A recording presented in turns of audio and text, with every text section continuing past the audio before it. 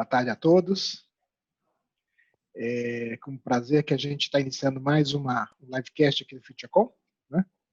E para começar, antes da gente começar efetivamente o nosso papo aqui, eu apresentar aqui os participantes, né? A gente vai ver um pequeno vídeo aqui do FutureCon. Tá bom?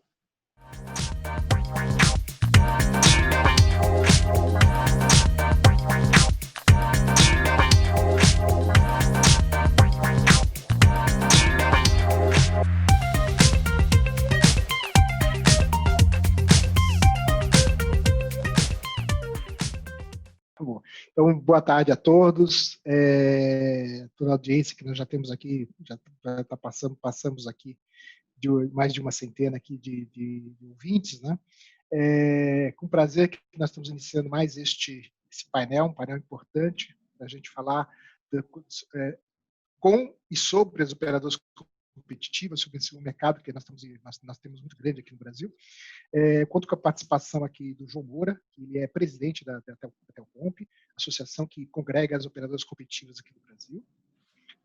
Conto também com a participação do José Luiz Pelosini, que é o vice-presidente da Americanet, há quase 7 anos lá, depois ele vai contar mais um pouquinho.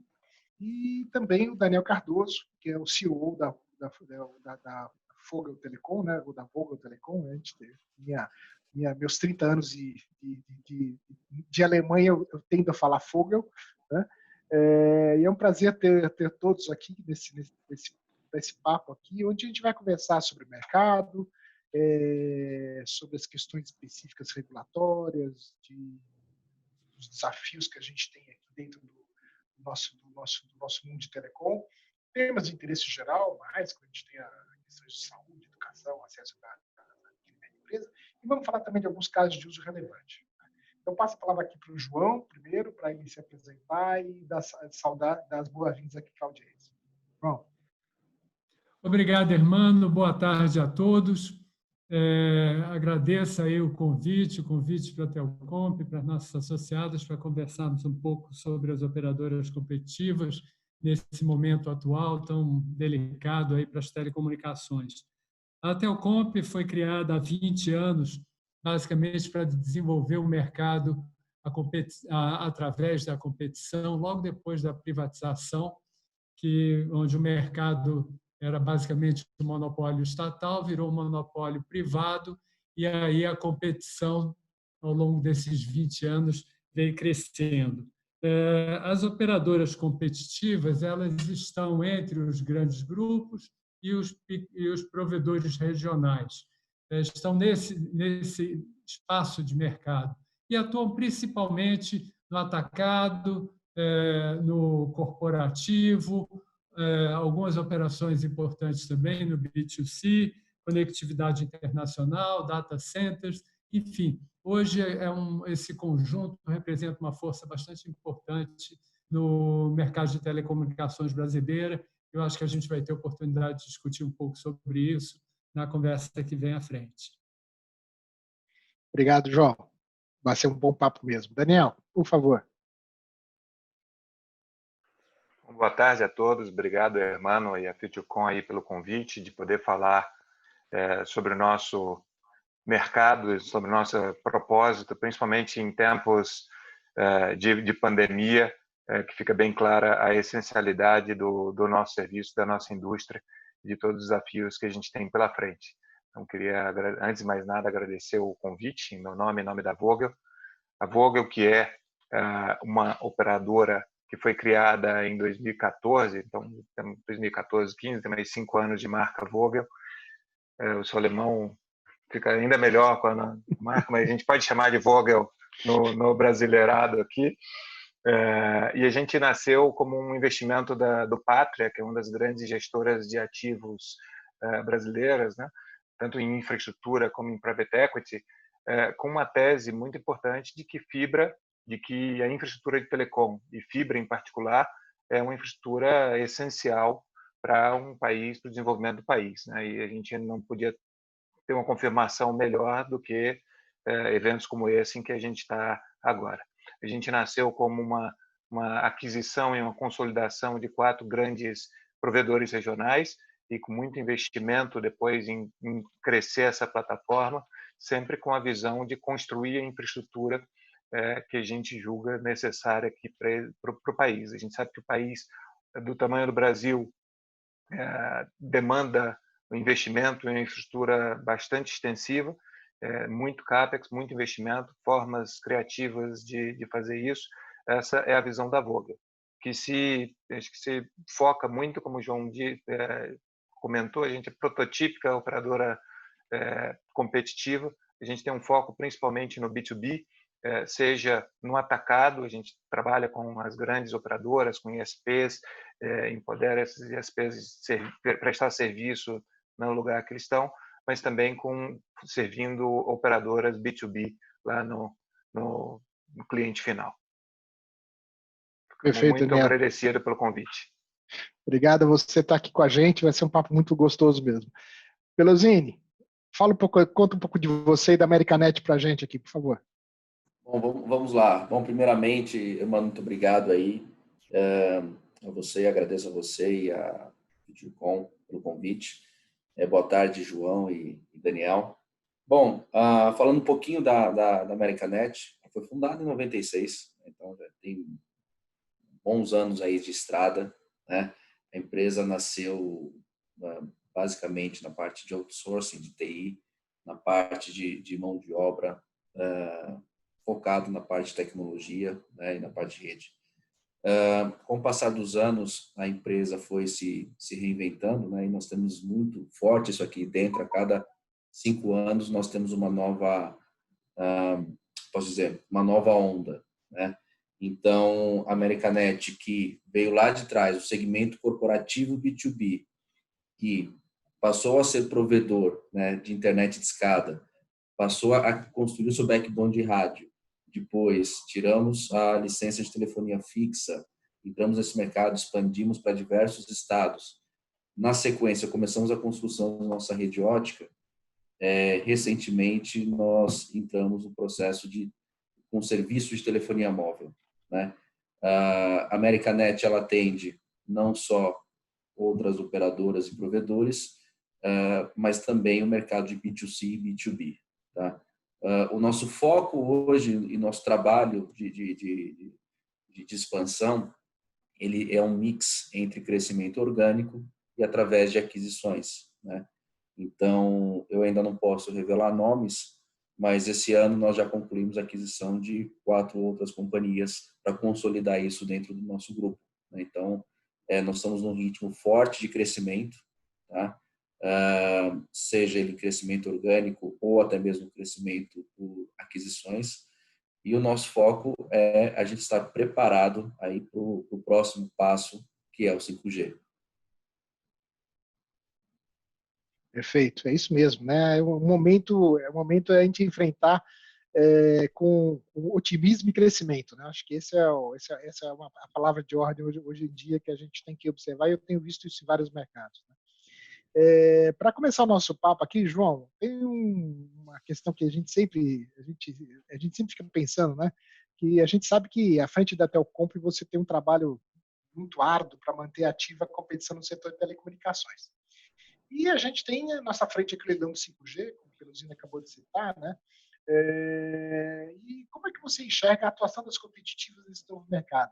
Que pautas mais relevantes que digamos, a Telcomp tem defendido e que tem trazido para o mercado para realmente que a gente tenha uma atuação mais efetiva de mercado, tanto para atendimento da população, como também para atendimento das grandes corporações, que são basicamente um dos grandes focos das competitivas. Como é que você pode posicionar isso para a gente, João? Hermano, eu acho que eu não poderia começar a comentar, a abordar a sua questão, sem colocar em contexto a crise, né? O enfrentamento da crise, que hoje nós estamos basicamente no 3º mês de distanciamento social, nessa mudança repentina que o país e o mundo está vivendo, e que teve um impacto assim importantíssimo nas telecomunicações, trouxe uma pauta nova para se somar à pauta que já estava em andamento. Em termos de pauta nova, o que nós tivemos? Uma enorme explosão de tráfego, 30%, 40% em todas as redes. O B2C muito pressionado por novas ativações, upgrades de planos, que as pessoas foram para casa ou precisando de internet boa em casa. Os provedores regionais sedentos por mais capacidade, então as nossas operadoras que sustentam, que fornecem conectividade para eles tiveram uma demanda bem grande.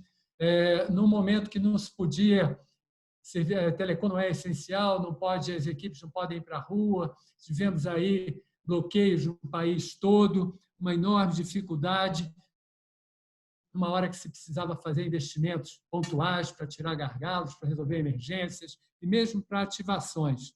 Não é? Então, foi muito importante aí o Vitor Menezes, do MCTT, que nos ajudou muito nesse processo, e em outros aspectos operacionais aí para a gente não deixar a coisa cair. Logo a seguir, nós tivemos aí um susto de inadimplência motivado principalmente por manifestações políticas em vários níveis, dizendo não, telecom não pode, é um serviço essencial, contraditório, né? Então não pode ser cortado por inadimplência. Então aquilo deu um choque, deu medo, um problema assim sério. E aí nós tivemos que trabalhar com vários governadores para reverter isso, enfim. No B2C, então, nós vimos muitas operadoras batendo recordes de ativação e de tráfego, bem positivo. No B2B, muitas renegociações, muitas situações delicadas a serem contornadas. E aí, dessa crise, se a gente já puder fazer assim, uma análise, que a gente vai tirar daqui para frente, que influencia os planos daqui para frente, é que a crise realmente trouxe mudanças que não vai ter volta, né? Então, primeiro, a percepção de valor da conectividade, né? Aquela ideia que prevalecia de que telecom é como ar, você pode abrir a janela, respirar, que ela entra, você não precisa fazer nada e tal. Não é bem assim. Então, as pessoas hoje estão vendo que é um ar difícil e que elas não podem perder, né? Que é bem importante. Novos hábitos, ganhos de produtividade fantásticos. Só para dar um exemplo, coisas que eu acho que não vai voltar. Por exemplo, o governador Dória, aqui no Rio de Janeiro, aqui em São Paulo, instituiu um comitê de empresários com o governo dele, que faz uma reunião semanal, já está na 10ª, e que ele coloca 2 horas numa tela como essa, 300 pessoas, discutindo os problemas que todo mundo está enfrentando, com total transparência, dialogando com o governo, de uma maneira super eficiente. A banda larga de ninguém pisca, tudo funciona super bem. Quer dizer, isso é um avanço. Você, em outras circunstâncias, fazer uma reunião dessa, só de carro de segurança na rua do hotel, ia ser um congestionamento em São Paulo para receber tanta gente para um evento tão curto. Então, esse tipo de coisa vai mudar.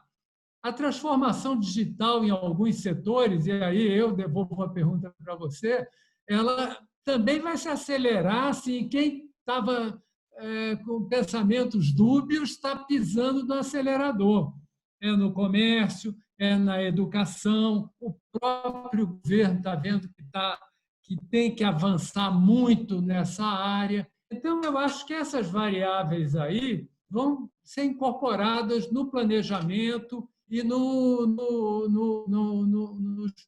planos que à frente. Eu paro por aqui, depois a gente fala um pouquinho mais do que está na pauta regulatória, na questão do 5G.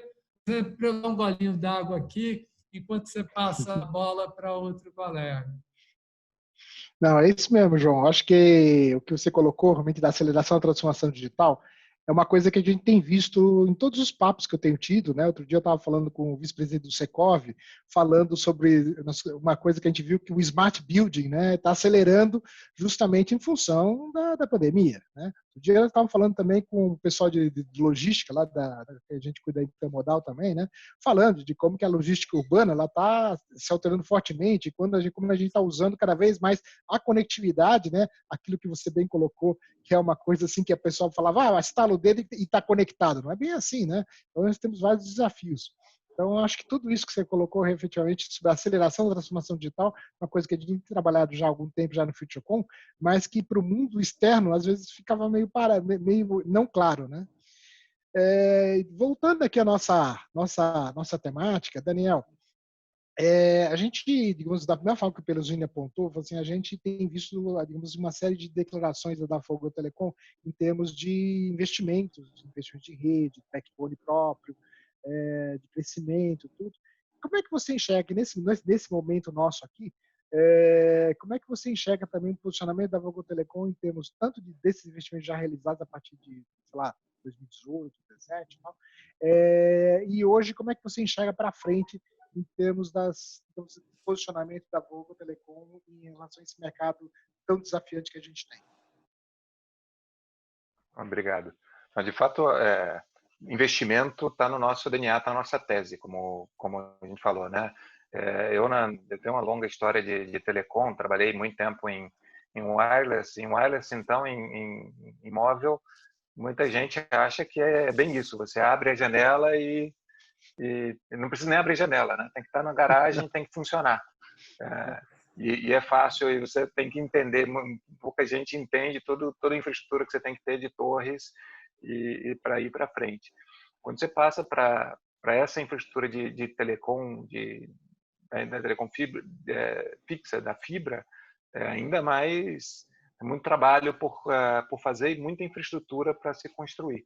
Então, o nosso roadmap aí, a nossa história, tanto como Vogel até agora, como olhando para frente, é uma história de primeiro comprar as empresas, o M&A, que não deixa de ser um investimento também, mas de ir reforçando, indo para novas geografias, construindo um backbone nacional que cobre, que conecta aí os estados de Sul e Sudeste, principalmente, de fazendo um investimento na rede para se tornar uma rede que antes eram várias redes regionais, para se tornar uma rede realmente nacional, com arquitetura comparável das grandes operadoras, escalável e capacidade para crescer, que foi um investimento que a gente fez em 2019 e que no final, a gente pode falar um pouco mais disso, foi o que nos fez encarar de frente e sobreviver ao incremento de tráfego que a gente viu agora nessa pandemia,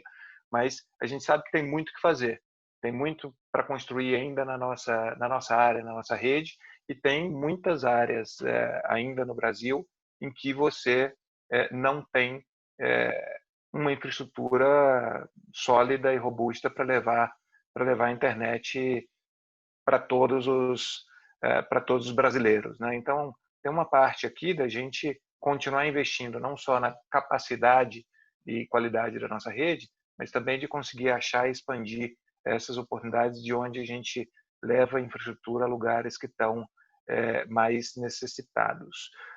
Obviamente, com a pandemia, a gente parou, e principalmente com os sustos que o João comentou, a gente parou e, como toda empresa, olhou, tomou conta, primeiro, da segurança das nossas pessoas, garantir que todo mundo tivesse ou em home office ou com os kits de proteção, porque, enfim, a gente tem que estar em campo tomando conta das redes. Tomou conta do nosso negócio e foi ver preservação de caixa e tomar cuidado com inadimplência e negociar com os clientes. Então, como todo mundo, a gente tomou esse susto e fez o nosso dever de casa.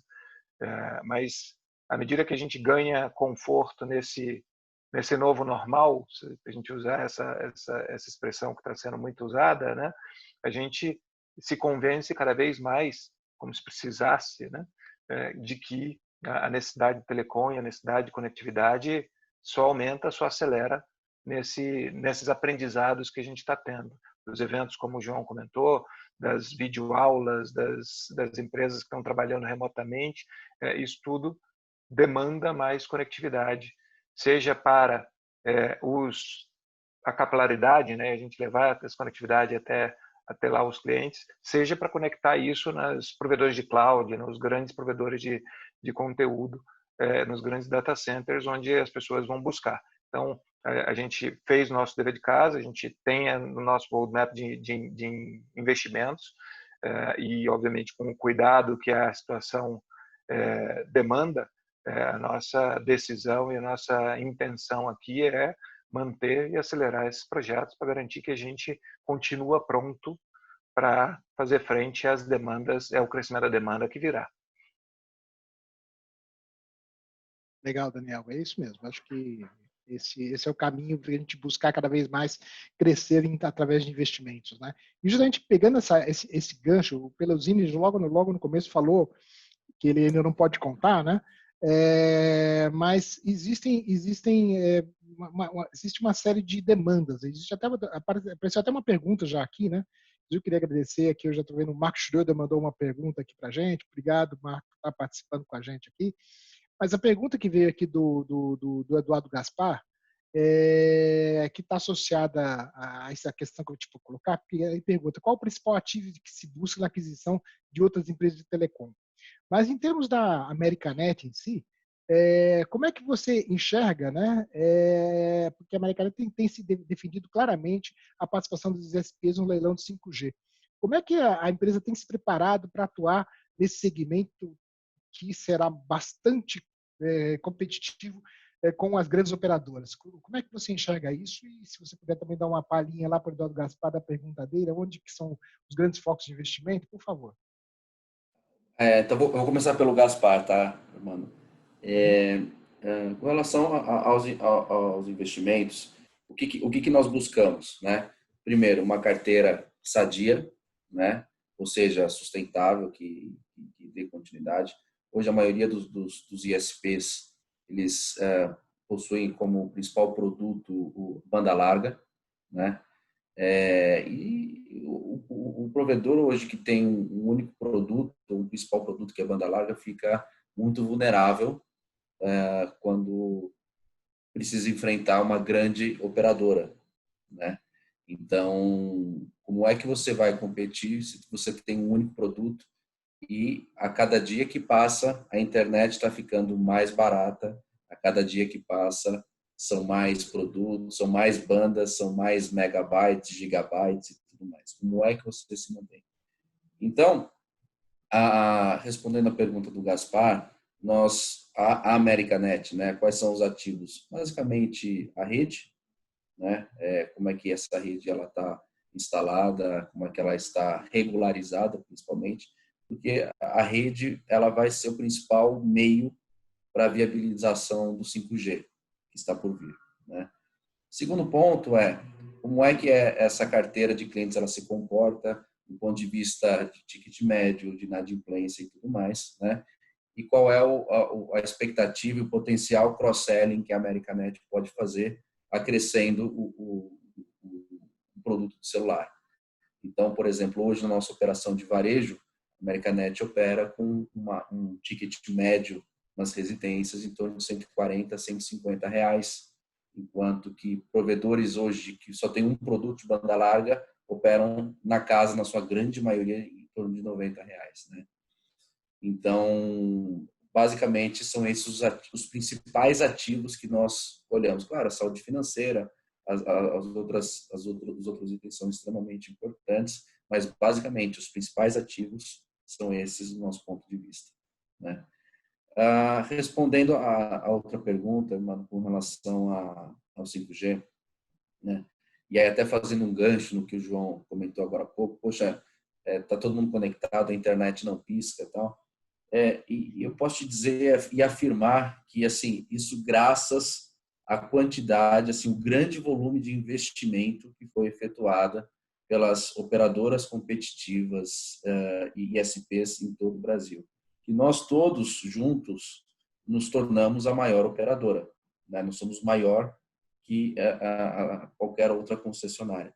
E esses investimentos que aconteceram ao longo dos últimos anos, né, fizeram com que a gente chegasse até aqui e conseguisse oferecer um serviço de qualidade para os assinantes. A Americanet, ela tem se preparado para esse novo momento, né? Através não só de construção de rede, expansão de rede, né? Porque é fundamental você ter rede própria para a viabilização do 5G, a rede ótica. Nós temos também trabalhado muito, né? Não somente dentro da Americanet, mas também dentro das nossas adquiridas, né? E essas adquiridas, algumas delas são plataformas também de M&A, estão consolidando provedores menores e regionais. Tá? Então, qual é o nosso objetivo? É chegar até o final de 22 com 1 milhão de assinantes. Né? Nós estamos desenhando produtos, nós estamos trabalhando muito forte com tecnologia de ponta, Wi-Fi 6, XGPON, que pode chegar até 1 giga de velocidade na casa do cliente. Tem muitas coisas na parte de desenvolvimento de produtos que está por vir aí, pelo menos aí nos próximos 2 anos. Então, a gente tem trabalhado e principalmente contribuído muito, não somente através das associações, no caso da Telcom, mas também diretamente lá em Brasília, na Anatel, contribuindo, porque a gente defende a necessidade da regionalização, né? E principalmente da regionalização da parte de frequências no que tange ao 5G. E principalmente seja reservado uma faixa, um espectro para as PPPs, para as competitivas, né? Porque são essas empresas, né? Nós, a Vogel e diversas outras empresas, que fizemos tantos investimentos aqui no país, né? Que chegamos com fibra onde ninguém tinha interesse em chegar, né, com fibra, e a gente conseguiu conectar aí milhares, centenas de milhares de casas, né, todos juntos. Então, assim, para que o setor continue competitivo, para que o usuário possua ainda assim possua alternativas de prestadoras e de bons produtos, né, é necessário que o órgão regulador olhe por esse aspecto, né, olhe para nós e assim e realmente tome esse cuidado para que não somente as grandes operadoras tenham acesso ao 5G, mas também as operadoras, as PPPs, as operadoras competitivas. E aí sim a gente capitalizado, e assim a Americanet e outras que vão participar e pretendem participar do leilão, o nosso objetivo é levar um serviço de qualidade. E você pode ter certeza que as PPPs elas são mais ágeis, são mais eficientes do que as grandes operadoras. E nós, fazendo um trabalho não só de expansão de rede, mas de criação de produtos dentro do 5G, você vai perceber que no início da implantação do 5G, se as PPPs puderem participar do leilão e puderem ter uma reserva de espectro, você vai perceber, mano, que o 5G vai entrar primeiro no interior do país, porque as PPPs vão acelerar isso, né? Ao passo que as grandes concessionárias vão estar concentradas aonde? Nos grandes centros. Então, vai ser muito interessante, né? É um ponto que a gente tem levantado essa bandeira, assim, trabalhado também em conjunto com a Telcom, porque é fundamental, né? Permanecer a continuidade da competição no setor. Legal. É isso mesmo. Acho que a questão é complementar, né? Acho que a competição sempre ela é muito positiva. Para quem já viveu em países continentais como os Estados Unidos, né? Assim, mesmo a gente percebe que a complementaridade entre as competitivas e as incumbents, vamos colocar nesse formato, né? Ela é uma realidade necessária para países desse porte, o Brasil precisa disso. Né? E, João, alinhado com essa temática, né, o que as operadoras regionais podem esperar para ter uma atuação justa, comparando com o que, digamos, em termos de regulação, em termos de legislação, em relação às grandes operadoras? Como é que você, a Telcom, enxerga isso? Por favor. Olha, só continuando em relação ao 5G, que o Pelosini mencionou, As nossas contribuições aí, nossa conversa, nossa atuação junto à Anatel esse tempo todo, tem sempre sido no sentido de que o leilão realmente traga oportunidades reais, concretas, de operadoras competitivas e ou novatas, né? Eventualmente a gente terá alguém chegando no mercado, tem a possibilidade real de entrar no mercado. Então, não pode ser tem lá uma previsão no edital inatingível ou inviável, não faz sentido. Então, isso daí passa pelo desenho dos blocos, pelos valores, pelas obrigações, quer dizer, um leilão não arrecadatório, com foco em investimentos, são os elementos essenciais para isso. Agora, em paralelo, é importante que a Anatel já cuide bem de outras formas de acesso ao espectro, que não seja a aquisição direta do leilão do espectro no primeiro momento. Então, o mercado secundário, não especulativo, evidentemente, o uso secundário do espectro, que será muito importante para complementar soluções de 5G. Enfim, então, esse arcabouço regulatório precisa ser bem trabalhado para permitir que as competitivas entrem de forma expressiva no mercado, não só fazendo investimento, mas levando produtos relevantes, com bons preços, com boas características de boas funcionalidades, condições realmente importantes. Como você falou no início, né, quando você me apresentou, competição é uma coisa que a gente briga todo dia. O mercado ele tem uma tendência de se concentrar e nós não vamos contra isso, a menos que sejam movimentos absurdos, como no passado a Telcomp teve que interferir, pelo menos em 2 tentativas de grandes transações que a Telcomp conseguiu ou ajudou a obstar. Mas nós tínhamos 5 operadoras móveis, hoje temos 4, tudo indica que no final do ano vamos ter 3. Então, a gente tem que fazer alguma coisa. A gente tem que fazer desse universo de competitivas uma força nesse mercado também, porque de 3 para 2 uma tranquilidade, é fácil, né? Possível, e mesmo entre 3, só o fato de terem 3 competidores não significa que tem competição. Você tem que ter intensidade da competição, né? Então, isso daí, Hermano, só para complementar, essa visão de competição, ela também perpassa outros temas regulatórios que estão em discussão agora e que são muito importantes. Por exemplo, a migração das concessões para autorizações.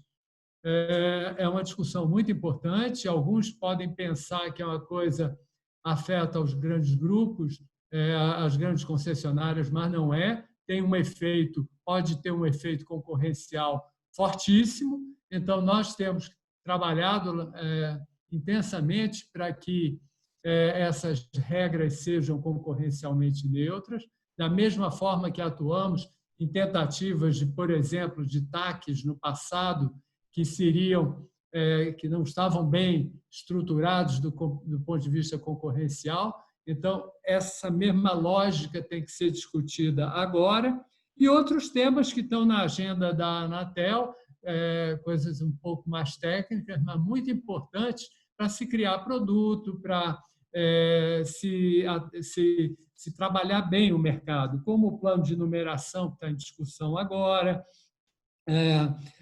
Um tema que não tem muito charme, mas é absolutamente essencial para o nosso momento, que é a questão da ocupação de postes. Enfim, nós temos aí uma pauta bem variada, bem abrangente, e todas elas têm um viés concorrencial importante, que é onde a Telcomp se insere para garantir que os investimentos feitos por operadoras competitivas não serão varridos por uma assimetria concorrencial que algum regulamento desse possa vir a trazer.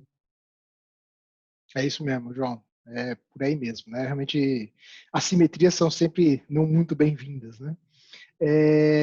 Trazendo agora para o Daniel, como eu falei, o Mark Schroeder ex-presidente da Oi, né, que está conosco aqui, ele fez uma pergunta, né, que eu acho que posso falar para o Daniel, depois se o Pelosini quiser complementar, que é o seguinte, né, temos visto diversos operadores nesse mercado e nos últimos anos alguns investidores começaram um processo de consolidação, o Pelosini mesmo levantou, mas ainda é bastante fragmentado. Podemos imaginar uma aceleração dessa consolidação da indústria no futuro? Bom, só por a gente estar falando sobre isso agora, Hermano e Marco, acho que é um sinal de que esse tema está na pauta de muita gente, né? Está na pauta, como o João comentou, das grandes incumbents, está na pauta das competitivas, está na pauta dos pequenos empreendedores que estão começando negócios e servindo essa necessidade de clientes nas diferentes geografias do país. Então, se a gente pensa como indústria que consolidação é um tema relevante, eu não tenho muita dúvida de que sim, a gente deve ver acelerações, porque vem de todos os níveis, né? E esse é um ponto que a gente mesmo na Vogel vem perseguindo também, né? Está no nosso DNA, está na nossa história, é parte do playbook, né? É parte do manual do jogo de qualquer empresário. No nosso mercado, nesse momento em que a gente está, é uma oportunidade, é uma alternativa que a gente tem que estar sempre olhando. Então, da mesma forma que a Americanet, eu tenho certeza que muitos dos nossos concorrentes no mesmo espaço, a gente está olhando, a gente está sempre olhando também momentos e oportunidades de crescimento, de participar dessa consolidação, de uma forma ou de outra. A gente, como tem uma atuação muito mais B2B, muito mais voltada para empresas e para o atacado, a gente olha talvez espaços diferentes, mas tem com certeza uma oportunidade e uma tendência para a gente perseguir. O mercado é grande, como eu disse, tem muito trabalho a ser feito, tem muitas necessidades ainda a serem atendidas, tem dinheiro de investidores como os fundos de infraestrutura, os fundos de private equity, que de uma forma ou de outra têm colocado bastante atenção nessa indústria. Então, é importante, por um lado, como o João colocou muito bem, que as regras do jogo sejam justas e simétricas para todo, para incentivar esse investimento, incentivar esse empreendedorismo em todos os níveis e garantir que a gente continue tendo competição em todos os espaços aí da nossa indústria. Competição, a gente sabe que é sempre bom para o mercado. Competição de uma forma que seja eficiente também do ponto de vista de prestação de serviço, que a gente vá atender os negócios e as demandas dos clientes onde eles estão com a qualidade, com a capacidade e com a regularização também das redes, que eu acho que é uma bandeira importante aqui da Telcomp, da Vogel, também da gente competir de forma justa com redes que estão de acordo com os regulamentos e que a gente possa ter regulamentos e regras corretas para que todo mundo jogue esse jogo. Mas sim, a consolidação é uma tendência, todo mundo tem que estar olhando para isso, seja como uma oportunidade de crescimento, seja como uma oportunidade de empreendedorismo, de negócio. Eu acho que é uma boa notícia que a gente possa criar esse ambiente muito pujante de incentivo à atividade empreendedora no país. Legal, Daniel. Pelo jeito, você gostaria de complementar alguma coisa ou partimos para a próxima pergunta aqui? Eu acho que, só em complemento para finalizar, totalmente de acordo com o Daniel, só complementaria que esse processo de consolidação, ele é uma etapa, acho que é uma etapa final, mas o mercado ele já vem mudando nos últimos anos, bastante, né? Haja vista o nível de maturidade, né, que o setor hoje se encontra, né?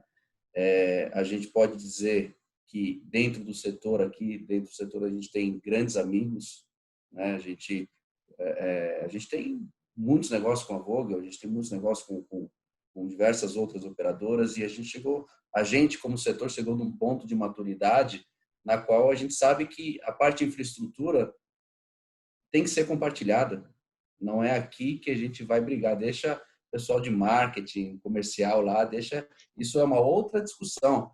Aqui, entre a gente, na questão estratégica e compartilhamento, hoje tem tanta coisa que nós estamos fazendo em conjunto, né, e investimento em conjunto, e muitos deles propiciados, capitaneados aí pela Telcom, né? Então, assim, a gente acredita que o processo de consolidação é uma etapa final de maturidade do setor, e a gente acredita que esse cenário, né, ou seja, daqui a 2 anos, a gente tem a plena convicção que o mercado vai mudar muito, né, com a vinda do 5G.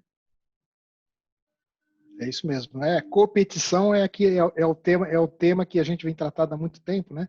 Que eu acho muito relevante, principalmente quando a gente está falando aqui em termos estratégicos, como você bem colocou, Luzine.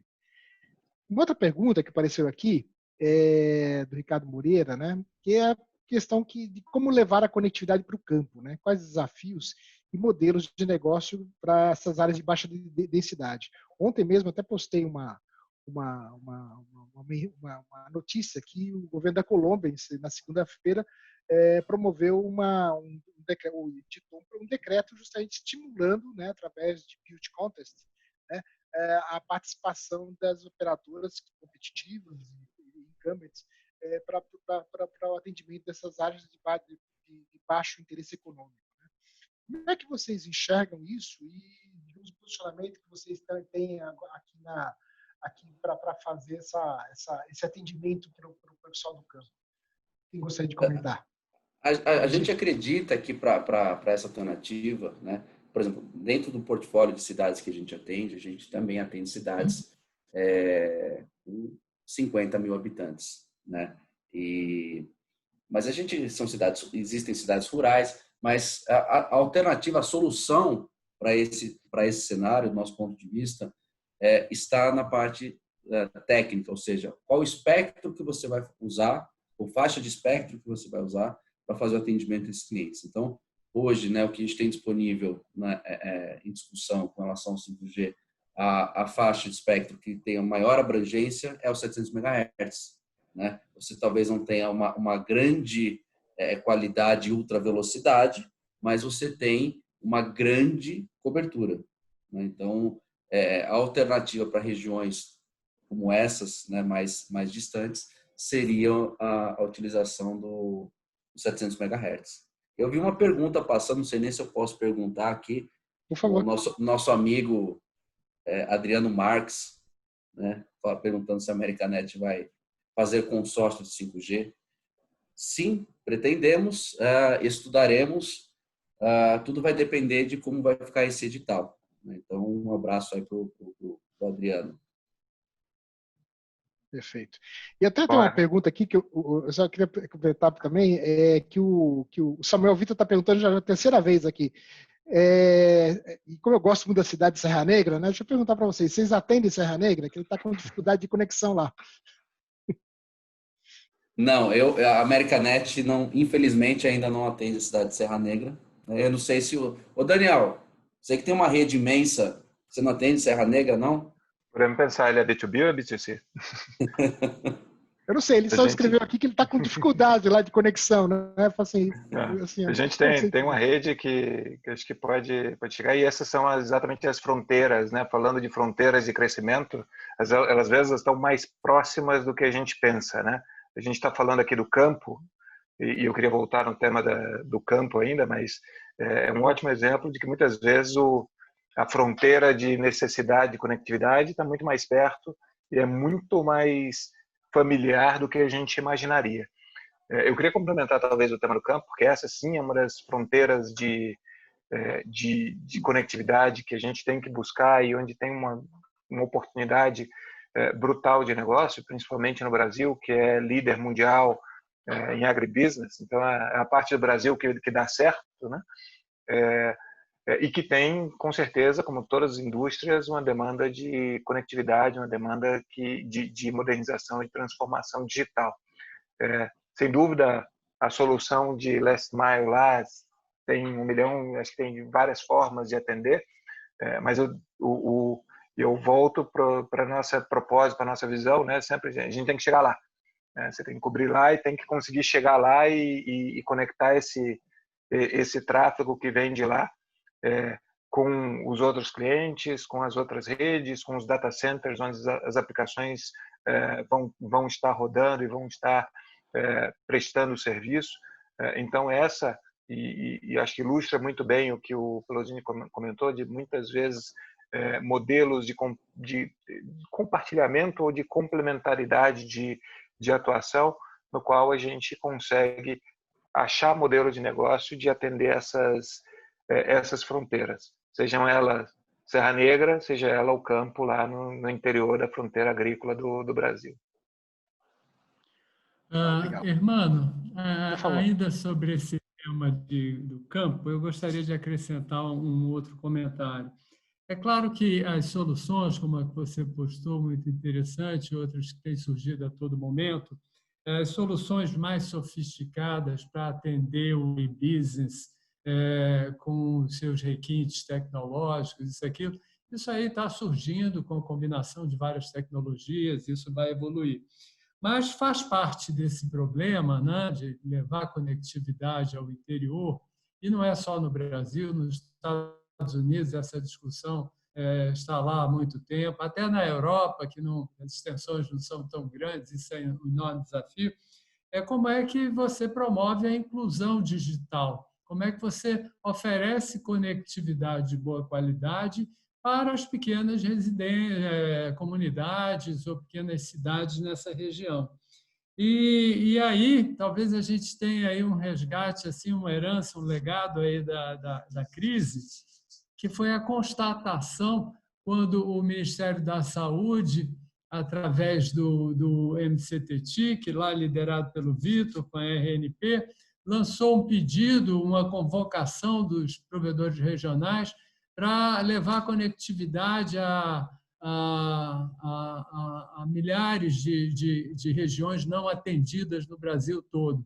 E, rapidamente, uma mobilização e as soluções estavam na mesa, propostas competitivas, de preço, de qualidade, muitas regiões com 2, 3 ofertas. E aí, isso me leva a crer no seguinte, a demanda gera oferta em muitas situações. Quando o investidor tem dúvidas de chegar numa cidade, será que essa cidade tem potencial e aí ele não vai? Tudo bem, o poder público chegou e criou uma semente de demanda, por exemplo, o atendimento a uma unidade de saúde. Quem chegar lá para ter a unidade de saúde já levou a fibra ou rádio até ali, ele vai atender também uma escola pública ali perto, vai atender as comunidades ali perto. Então, as políticas públicas que puxem também a demanda, a meu ver, terão um efeito multiplicador para acelerar a inclusão digital muito importante no Brasil. E isso, a crise mostrou que não dá para esperar mais. A gente tem que acelerar a inclusão digital muito, porque é essencial para a educação, é essencial para que o governo chegue a esses lugares, o Estado chegue a esses locais. Então, vai aqui, primeiro, os cumprimentos ao trabalho aí conjunto do Ministério da Saúde, MCTTIC e RNP, fantástico, junto com os pequenos provedores, com os provedores regionais, com o suporte das competitivas, um modelo que está funcionando super difícil, não pensem que eu estou dizendo que é uma coisa fácil, tem muita coisa ainda difícil para decolar, mas mostra um caminho que tem que ser seguido, que foi impulsionado, pressionado pela crise, mas a gente está vendo, não, é bom, tem que sair fazendo, entendeu? Então, fica aqui um desafio aí para os nossos formadores de política pública nessa área, para que pensem também no fomento à demanda, e a demanda leva à oferta. Perfeito. Um complemento, João, do nosso ponto de vista, acho que o Daniel vai concordar comigo, nós deixamos de investir em algumas cidades em razão das condições proibitivas que hoje existem o direito de passagem para outras cidades, né? Então, para você usar passar sua rede em rodovia, seja subterrâneo, seja aéreo, né? O processo, o quão lento é para você conseguir uma aprovação, o quão caro é para você conseguir uma aprovação, é praticamente inviável, né? Então, nosso mercado é super dinâmico, demanda de muito investimento e muitas vezes a gente já optou em não fazer investimento em determinada região, justamente pelo tempo que demora para você elaborar um projeto, para você apresentar e pelo custo recorrente que você tem por passar a sua rede ali naquela região. Então, em alguns momentos, nós optamos também por não construir infraestrutura. Acho que assim como a Americanet, a Vogel, acredito eu, Daniel, que a Vogel também, né? Esse é um ótimo ponto, Plazini. Não só pelas condições comerciais e regulamentares, às vezes, dos temas de direito de passagem, mas, às vezes, coisas tão simples quanto você querer investir ou você precisar investir em alguns casos e, especialmente nesse cenário novo de pandemia, alguns órgãos, algumas prefeituras, alguns locais estão fechados para receber novos projetos. Então, esse exemplo de você querer investir no Brasil no meio da crise e você ter ainda essas barreiras, desde a porta estar fechada para você entrar com os projetos, até essas incertezas regulatórias sobre direitos de passagem, sobre os postes que a gente vem falando, tem aí muitas barreiras ou muitas oportunidades, eu prefiro ver dessa forma, muitas oportunidades de destravar investimento para construir infraestrutura no nosso país. Não, legal. Pessoal, papo bom, corre rápido, né? A gente já está chegando nos nossos últimos 10 minutos aqui. A gente tem uma profusão de perguntas, né? João, a gente tem que organizar um outro, hein? Tem muita pergunta aqui, porque efetivamente esse é um tema que sabe como as competitivas, os investimentos que tem realizado no Brasil são muito impactantes, né? Então, reunindo aqui matemática, achei uma pergunta muito interessante aqui que veio do Wilson Cardoso, né? E ele fala que, e hoje mesmo saiu uma notícia da XP, que eles estão criando um trabalho eminentemente remoto, né, e saindo da grande cidade. Hoje a gente está vendo uma fuga das grandes cidades. Isso é um novo desafio, uma oportunidade também, como isso coloca. O Tadal e o Vinícius, ele fala aqui sobre a questão dos smart cities para pequenos municípios, né, que também é uma outra demanda que a gente vê. Um dia eu estava conversando com alguns prefeitos pequenas cidades, né, mas que tem uma qualidade de vida muito boa e que realmente estão abertas para receber empresas também, indústria 4.0. E o Tadal que coloca aqui sobre a questão do IoT, né? Como é que a gente pode, as competitivas podem ajudar na questão da conectividade por IoT. Então, juntando toda essa temática, smart cities, essa migração, essa fuga das grandes cidades, essa questão do IoT, o que vocês poderiam comentar?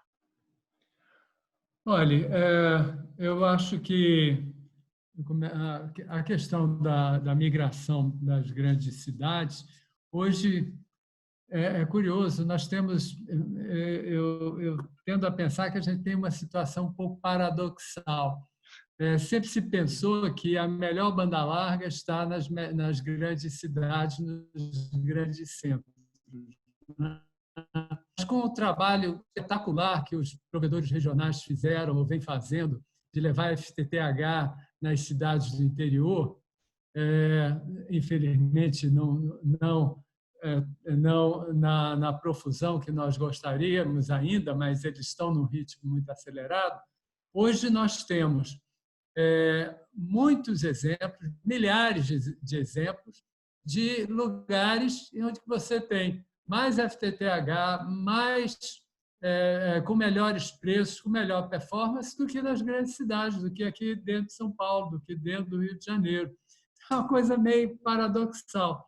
Agora, com essa mudança, né, todo mundo descobrindo a maravilha do home office, de como trabalhar remoto, não sei o quê, tem um outro desafio carregado aí de oportunidades, que é levar não só a qualidade da conexão, mas também outros elementos que levem para a casa do indivíduo, para a residência, características de rede corporativa, principalmente no que diz respeito à segurança. Não só conectividade, mas segurança.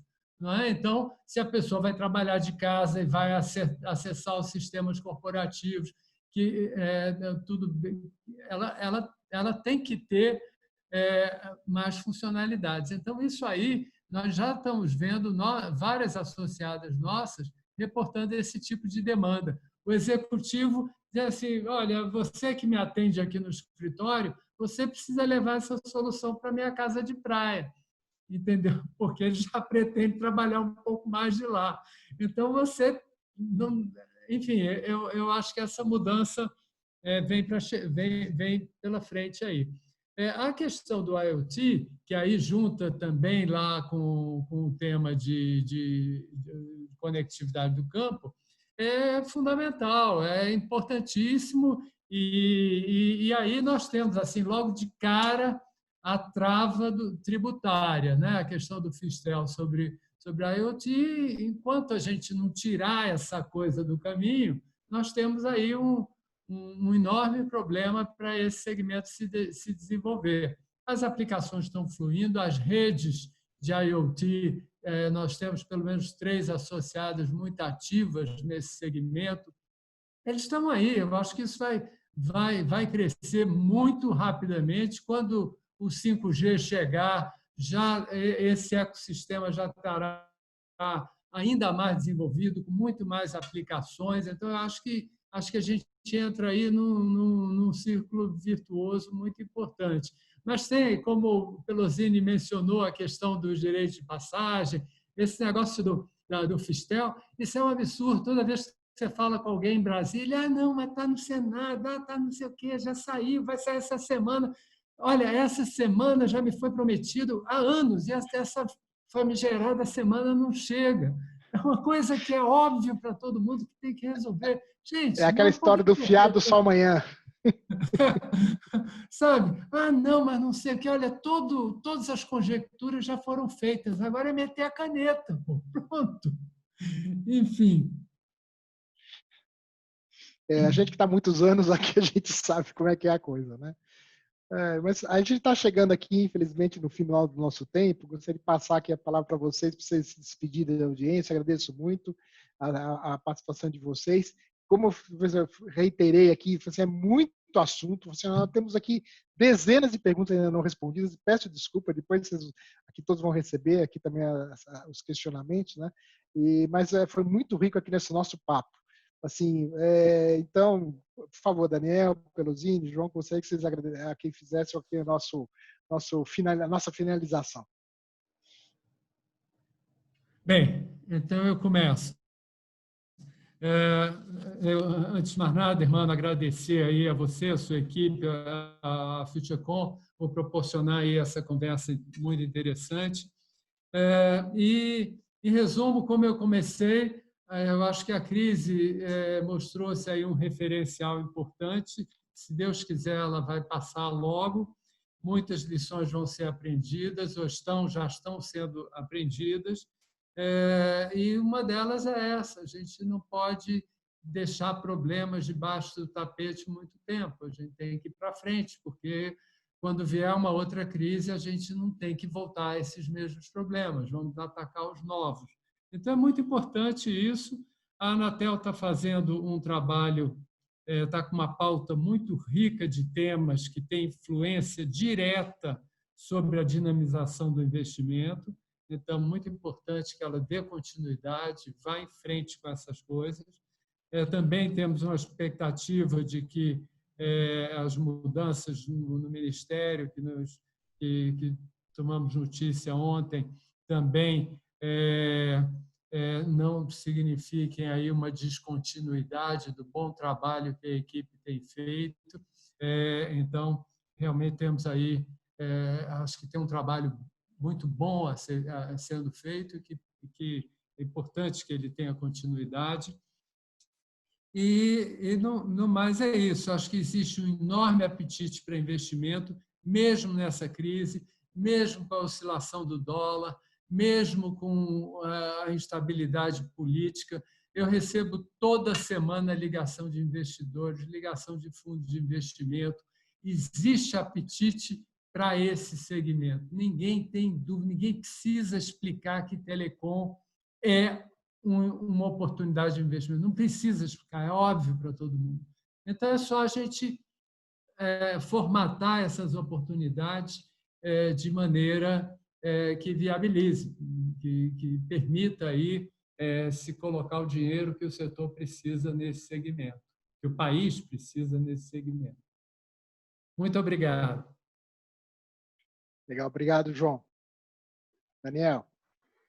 Bom, queria, antes de mais nada, agradecer a você, irmã, a equipe aí da FitCom pelo convite para a gente falar. Esse é um tema apaixonante, já de muito tempo, e o poder de transformação que a gente tem na nossa indústria, transformação do mundo, da forma como as pessoas trabalham e vivem, continua super acelerado. Então, queria agradecer a você e agradecer a 150 pessoas, pelo que eu vi aqui, que tomaram tempo para nos assistir, para compartilhar essas perguntas e algumas das respostas. Estamos à disposição para conversar. Eu acho que nessa nossa indústria tem espaço, sem dúvida, para competição, está no nosso nome, na nossa crença, mas também tem espaço para a gente buscar soluções de compartilhamento, soluções de eficiência, para a gente alocar o investimento num lugar que traga impacto. Como a gente diz, como a gente pensa muito lá na Vogel, né? Não vamos desperdiçar uma boa crise. Essa crise nos traz muitos desafios, mas muitos aprendizados. E uma das coisas que a gente viu é que a gente estava pronto, ainda bem, tinha feito investimento antes, estava pronto para fazer frente quando a crise veio, aprendendo um monte de coisas.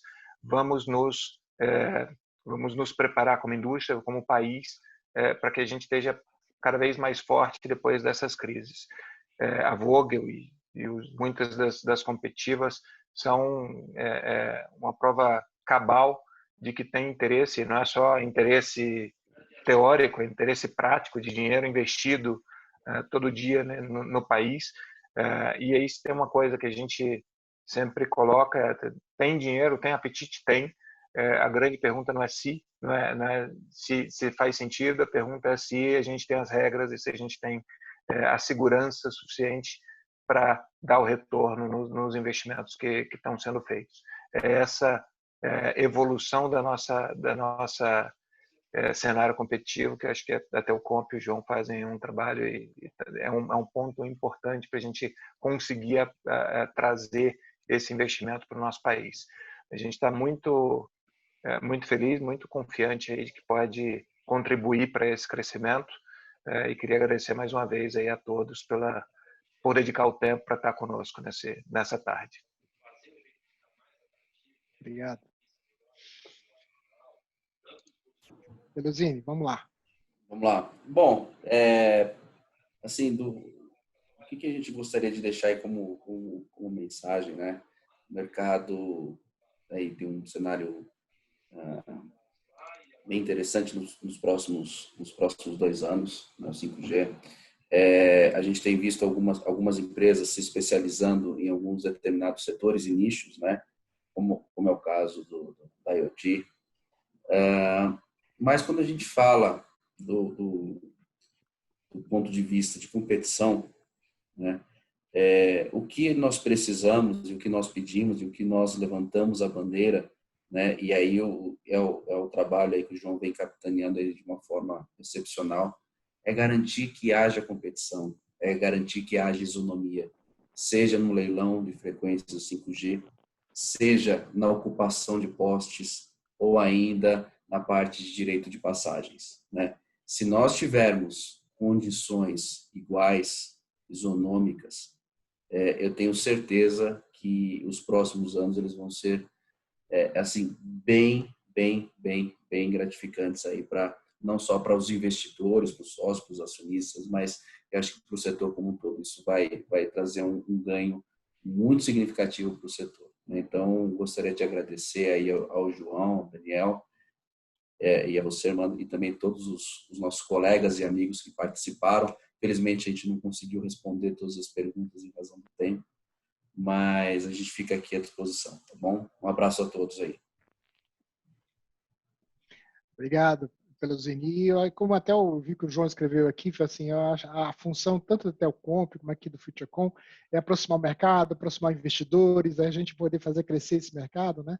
E eu acho que esse é a grande meta nessas conversas que a gente tem aqui, com o objetivo efetivamente de esclarecer dúvidas, mas também mostrar que o mercado é um mercado muito ativo e positivo, né? Onde a gente pode trabalhar muito bem várias oportunidades. Então, agradeço a todos, agradeço a grande audiência que a gente teve. A gente chegou aqui no pico a mais de 160 pessoas, né? Agora estamos na faixa de 130. Eu queria reforçar o pessoal que está aqui ainda com a gente, que tem uma pesquisa no final que nos ajuda também a preparar outros encontros, tá? Assim como da semana que vem, no dia 18, na próxima quinta-feira. A gente está trabalhando muito essa questão do cross, o FutureCom trabalha muito essa questão, porque dentro da Informa a gente atua nos 7 maiores segmentos da economia brasileira. Eu sou responsável pela parte de tecnologia, mas também pela parte de infraestrutura, construção, logística, modais. E a gente vai ter encontro da tecnologia com a construção civil. Vamos falar sobre a inovação para esse progresso, né? Como eu falei, nós já tivemos conversas aqui outro dia eu estava tendo conversa com o pessoal dos CEOs da área de cimento, as demandas de infraestrutura não parou, o mercado está andando. Outro dia mesmo, até eu comuniquei, falei para a turma aqui, a BCP, Associação Brasileira de Cimento e Portland, mostrou que os índices estão positivos. Os únicos 3 segmentos que cresceram em maio foi farmácia, supermercado e construção civil, né? Então, a gente vai falar sobre isso no dia 18, né? E a gente tem o nosso Digital Summit, né? O que é o Digital Summit? De 22 de junho a 2 de julho, né? As inscrições poderão acontecer no futurecom.com, no nosso site, futurecom.com.br, né? Onde a gente quer fazer um esquenta lá do FutureCom presencial, que vai acontecer lá no final de outubro, a última semana de outubro. E com o objetivo de a gente trazer temas que são fundamentais, como cybersecurity, como questões de regulatórias que o João B. apontou aqui, questões de mercado, como o Daniel e Pelosini trouxeram também para a gente, tecnologias, né, de 5G, de outras questões que nós estamos trazendo para ampliar a conectividade nesse momento. Então, o nosso Digital Summit vai estar trazendo muito esses temas, né? Então, mais uma vez, agradeço a todos, né? Por favor, responda a pesquisa e vamos em frente. Espero vocês no dia 18 com a gente. E, João, vamos marcar uma próxima, porque a audiência tem muitas questões aqui que a gente tem muita coisa para debater ainda, tá bom? Obrigado a todos, hein?